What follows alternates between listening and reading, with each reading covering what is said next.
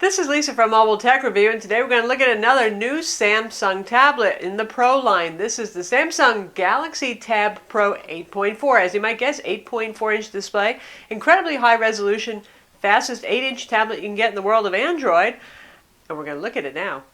So here it is, Samsung's new small Pro line tablet, the Samsung Galaxy Tab Pro 8.4. It wouldn't be Samsung if they didn't get a whole lot of words in any product name right there. So 8.4-inch display, 2560 by 1600 resolution. That is phenomenally high pixel density there. That's the same resolution you'll get on the Note 10.1 tablet and even the Note Pro 12.2-inch tablet. So does it look sharp? Boy, does it look sharp. And we'll show you an example. It's a magazine soon, because that's really something where everything's kind of tiny. It's usually hard to read. But anyway, rundown of it. Beautiful, thin. You expect that from Samsung. They're really good at making a device that's thin. And yes, it's made of plastic as ever, and we have the faux leather, pleather, whatever you want to call it, plastic back here, grippier than ever. It looks nice, you know. I've given Samsung a hard time for their glossy, shiny plastics. They've addressed it with this. It looks nice enough to me.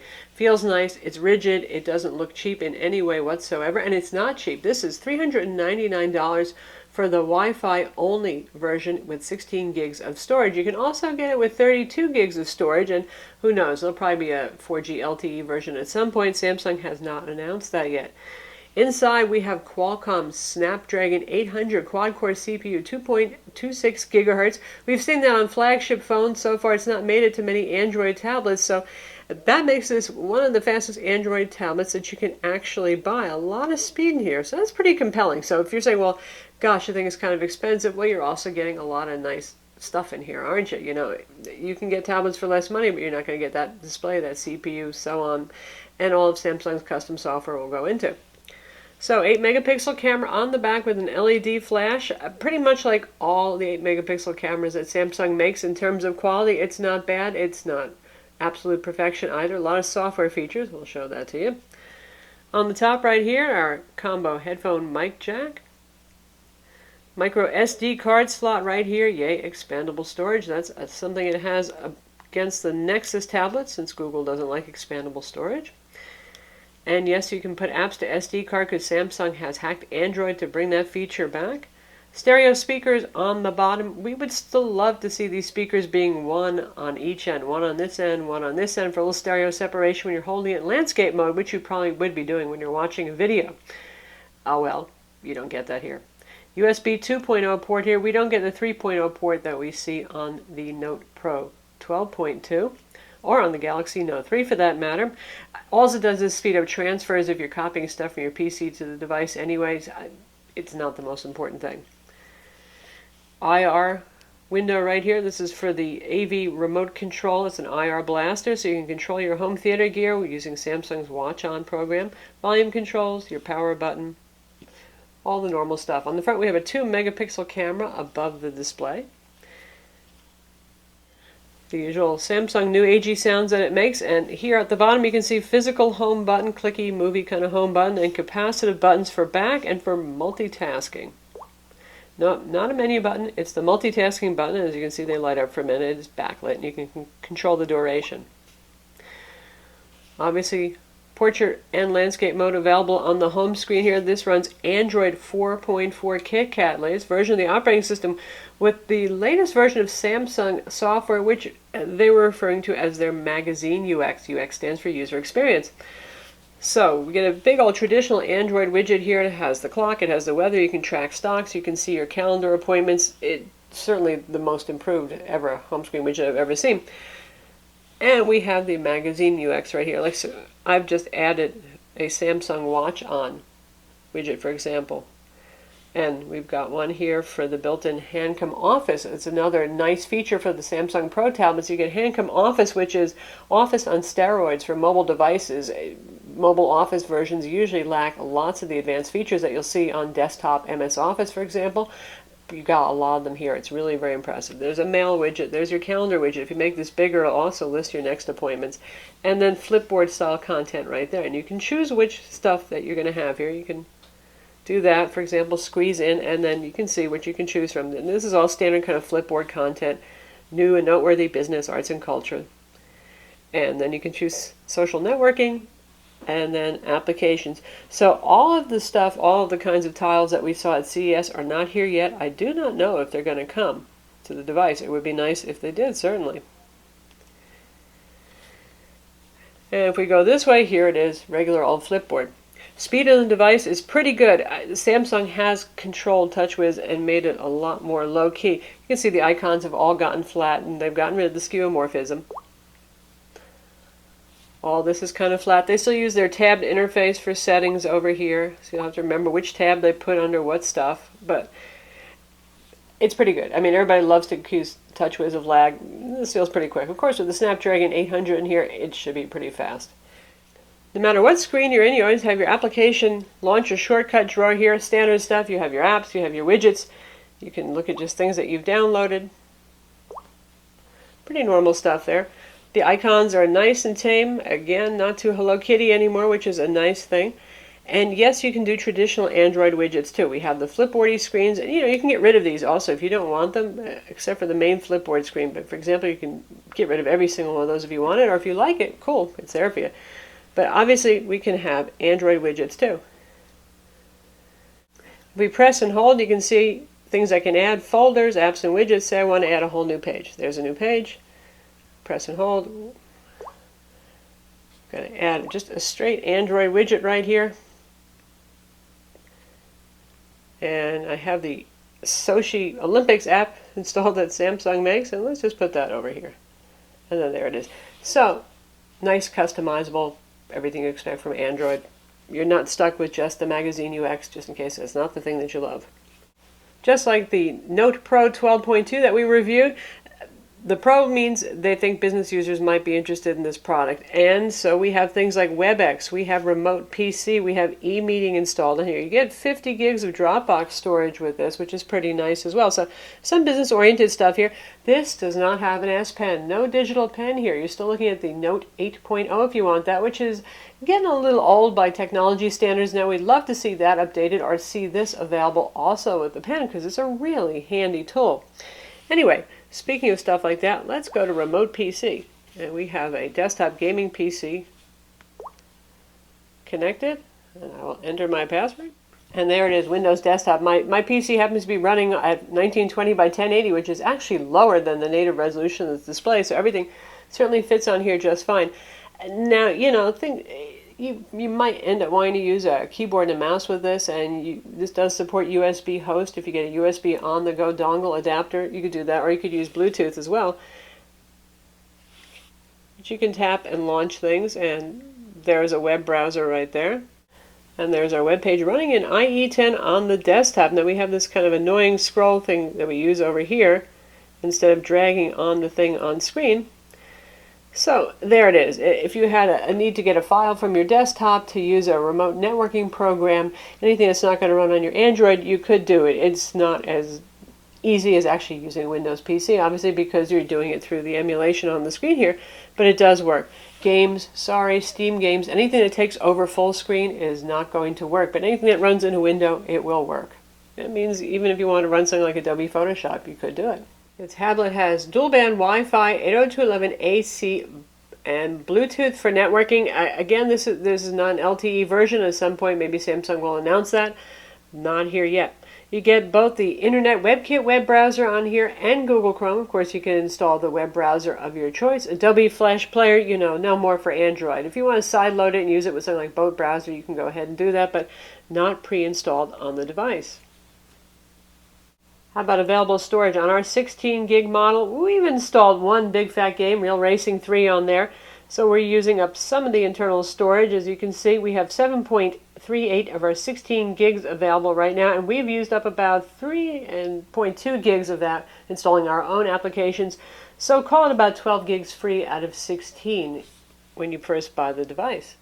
The tablet has a 4800 milliamp battery that's obviously sealed inside. There's no way to pull this back off. Samsung says it's good for up to 12 hours of video playback and 10 hours of internet use time. I'm finding so far about 9 hours of mixed use on a charge. Yes, it's not as great as the iPad mini with Retina display. Nothing so far beats Apple tablets or battery life, but given the amount of power and the resolution in this, I'm not really going to complain. Sure, more battery life would be nice, but that's not hideous. There's 2 gigs of RAM in here. It does not have 3 gigs like the Note Pro 12.2. It weighs 11.7 ounces. It's about par for the course for a 8 or 8 plus inch tablet, and it's 0.28 inches thick, or thin as you want to look at it. So that's really thin, and we compare this to the iPad mini with Retina display, put them right on top of each other. You're looking at about as skinny as you can get for both of these tablets. Now the aspect ratio of the iPad mini with Retina display is different. It's a 4:3 aspect ratio, so it's not going to be as tall, but it's going to be a little bit wider. So you can see the difference there. The iPad mini is actually a little bit taller in this angle over here, but other than the difference in the aspect ratio, pretty much the same thing. And here we have it with the LG G Pad 8.3, as you would guess, 8.3 inch versus 8.4 inch display. You're looking at about the same size, not surprisingly there. And our Samsung is just a hair wider. Now, one thing about the LG that's actually nicer is the sides are curved more instead of having those straight sides. So these guys are a little wide, given the fact that they're over 7, obviously, inches, and even over 8. So the LG is like easier to hold. I have to say that the straight sides on this, it's a little bit more, feels a little bit more awkward to hold. I can still do it with my unusually large hands, but one difference there. The LG, of course, is $50 less expensive at list price. Sometimes it's discounted at $299 instead of $349, and it's a little bit slower. The screen's a little bit lower resolution, so you get what you pay for. You pay $50 more, you get faster and a bigger, better display. So how about for synthetic benchmarks? Right, here we have the 3D Mark test up on the screen, and you can see they did very well. Scored in the unlimited test because it's too fast for the extreme test at 15,530. Quadrant, it scored 23,355, which is quite good and up there with, well, any other Snapdragon 800 device, which again mostly means flagship smartphones these days. Graphics Bench, the T-Rex test for that Graphics Bench 3, 17 frames per second on screen and 26 frames off screen. That's because the off screen test runs at full HD, which is actually a lower resolution than the native resolution here. And for Antutu, you can see here on screen it scored 34,928, which is excellent. It's a fast tablet. SunSpider, the JavaScript test, best number we have ever seen on Android device, 396 with the WebKit web browser. That's the default Android web browser, which is usually a bit faster than Chrome for tests. So that's right up there with PC scores. It's really good. So our camera is your typical Samsung camera. If you've used any of the recent Galaxies, you'll recognize this. You have the mode here, very intuitive, different things like sports, panorama. It shows you what it means, eraser, if you want to erase things out of the photo, get rid of photo bombers. HDR mode, drama shot, which gives you a kind of animated clip of an action scene, best face, all that stuff is here. And of course you can use picture in a picture if you want, so you can have front and back camera working at the same time. You can shoot full HD video from the rear camera. It's all good stuff. And image quality, it's decent, it's good. It's 8 megapixels, so. In this picture right here, this was taken, it was fairly dark, so we can see some kind of painted on looking effects there where it's doing some interpretation of our little cat back there. He's not quite super sharp, but if you don't blow it up big, it looks pretty good, and anything that's closer actually exposes pretty well. So it's a decent camera if you have a 13 megapixel or better, really nice camera on your smartphone. It's not going to beat that, but it's certainly better than a lot of tablet cameras on the market.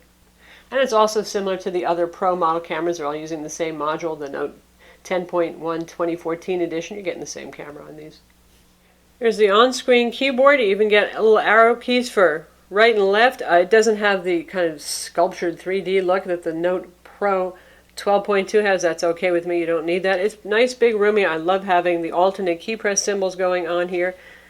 And it's quite usable in either direction. In fact, you keep all the nice little doodads like your arrow keys there. So let's see how it does with video playback. Hint, it's going to do just fine. This can play up to 4K video, no problem, but also you probably want to hear the speakers. Pages load nice and quickly.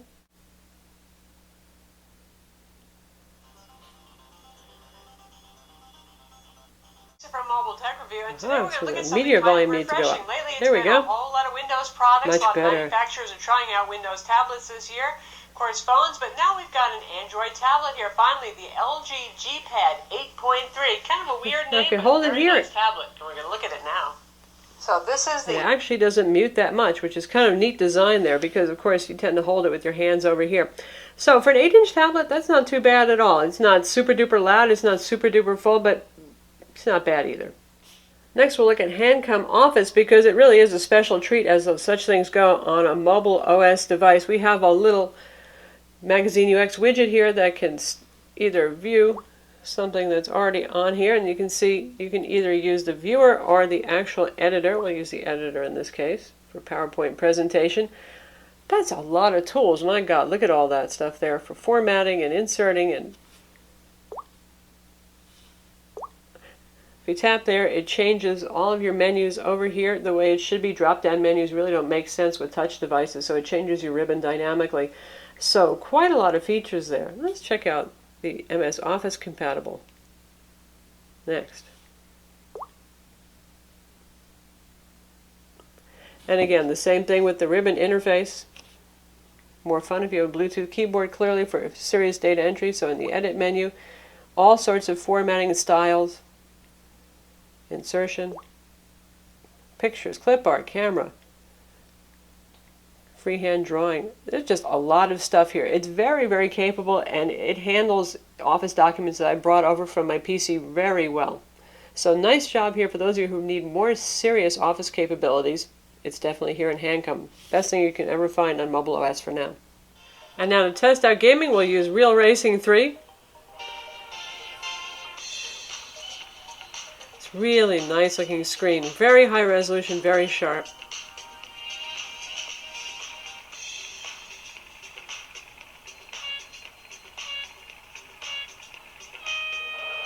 Nice reflections on the hood here.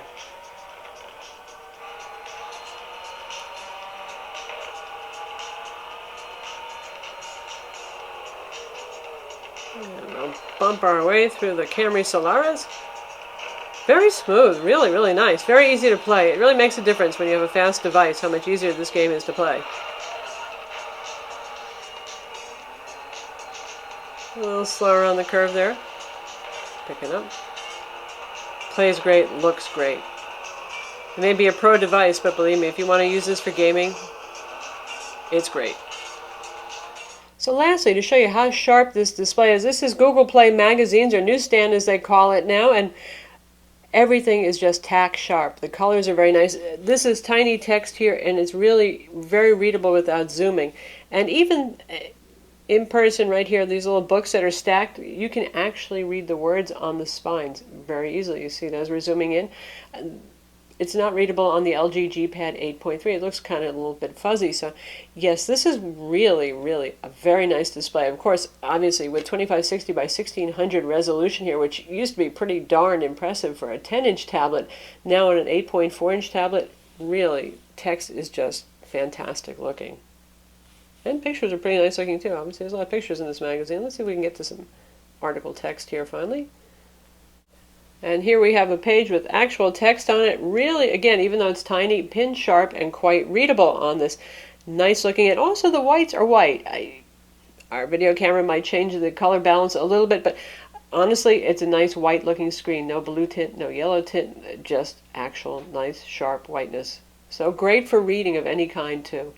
So that's the Samsung Galaxy Tab Pro 8.4. It's available right now. It may be the most expensive Android 8-inch class tablet you can buy, but as you can see, it's also the fastest. It has the nicest display and a pretty neat new UI. I'm Lisa from Mobile Tech Review. Be sure to visit our website for the full review, and don't forget to subscribe to our YouTube channel.